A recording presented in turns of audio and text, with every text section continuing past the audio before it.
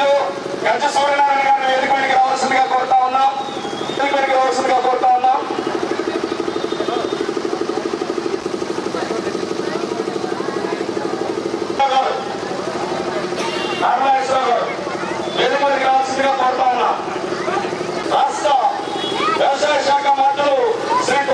నమస్కారం.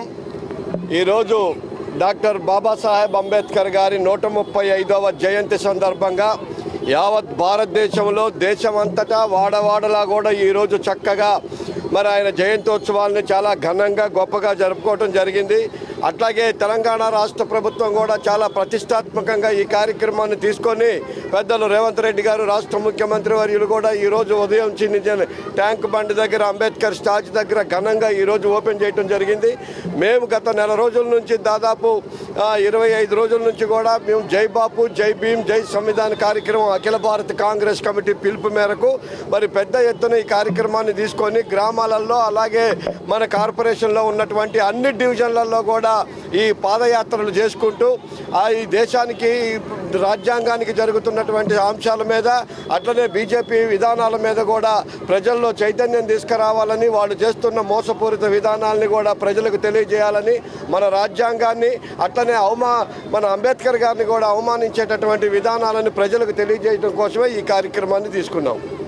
ఈ ప్రోగ్రాం చేస్తున్నవి ఏంటంటే రాజ్యాంగం రాసినప్పుడు బీజేపీ నాయకులు ఎవరు పుట్టాలి ఎక్కడా తిరగలేదు. రాజ్యాంగాన్ని మారుస్తానని ఒక నిదానం చెప్పినందుకు మాకు అందరూ భయం వేసి కాంగ్రెస్ పార్టీ ముందుండి అందరినీ పందుకున్న లేపుతున్నాం.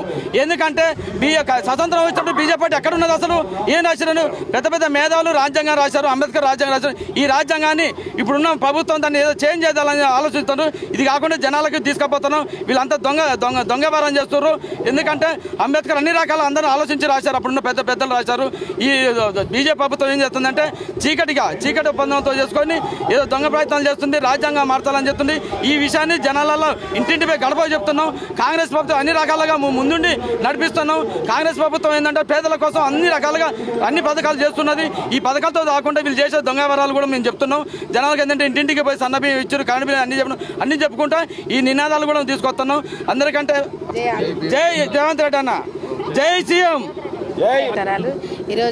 ఈరోజు అంబేద్కర్ గారి జయంతి పురస్కరించుకొని ఈరోజు పెద్ద ఎత్తున అంబేద్కర్ గారికి నినాదాలు చేస్తూ మనం ఈరోజు డివిజన్లో కానీ తిరగడం జరిగింది. అంబేద్కర్ గారు ఈరోజు జయంతి సందర్భంగా మనం చేసిన ఈ జై భీము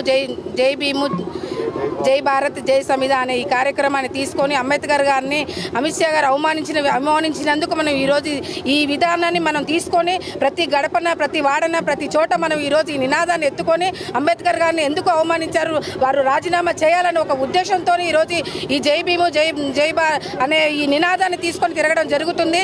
ఇది ఆగదు. అంబేద్కర్ గారిని అవమానించినందుకు తప్పక క్షమాపణ చెప్పాల్సిందే అని మేము డిమాండ్ చేస్తున్నాము. అంబేద్కర్ గారిని అవమానించినందుకు తప్పక క్షమాపణ చెప్పాలి వాళ్ళు.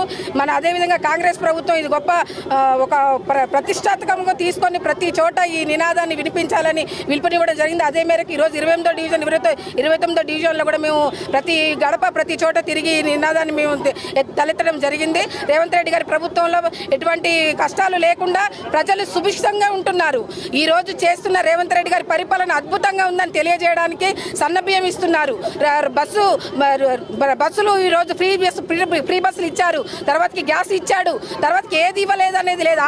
6 గ్యారంటీలలో ప్రతి గ్యారంటీని మన రేవంత్ రెడ్డి గారు ఛాలెంజ్గా తీసుకొని చేస్తున్నాడు. అటువంటి రేవంత్ రెడ్డి గారికి మనం వెన్నుదండలుగా ఉంటూ ప్రతి విషయాన్ని కూడా మనం చేస్తున్నాం పని, కానీ ప్రజల్లోకి తీసుకెళ్ళలేకపోతున్నాం. అది ప్రజల్లోకి తీసుకెళ్లాలని ఒక నినాదంతో మనం ఈరోజు మనం చేసేది కొంచెము కొంతమంది ప్రభుత్వాలు చేసింది కొంచెము, చెప్పుకుంది ఎంతో, కానీ మనం చేసేది ఎంత ఉంది, చెప్పుకునేది కొంచెం ఉంది. కాబట్టి ఈరోజు మనం చేసే పనులు ప్రతి గడప ప్రతి గ్రామం ప్రతి చోట మనం ఈ నినాదాన్ని తీసుకెళ్తూ రేవంత్ రెడ్డి గారు చేసే మంచి పనిని తెలుసుకోలేకపోతున్న ప్రజలకు తెలియజేస్తూ ఇంకా రానున్న దినముల రేవంత్ రెడ్డి గారు చేసే పనులకు మనందరం ఎన్నుదండలుగా ఉండాలని ప్రతి ఒక్కరూ కోరుకుంటూ రేవంత్ రెడ్డి గారికి ప్రత్యేకమైన ధన్యవాదాలు తెలియజేస్తున్నారు. అదే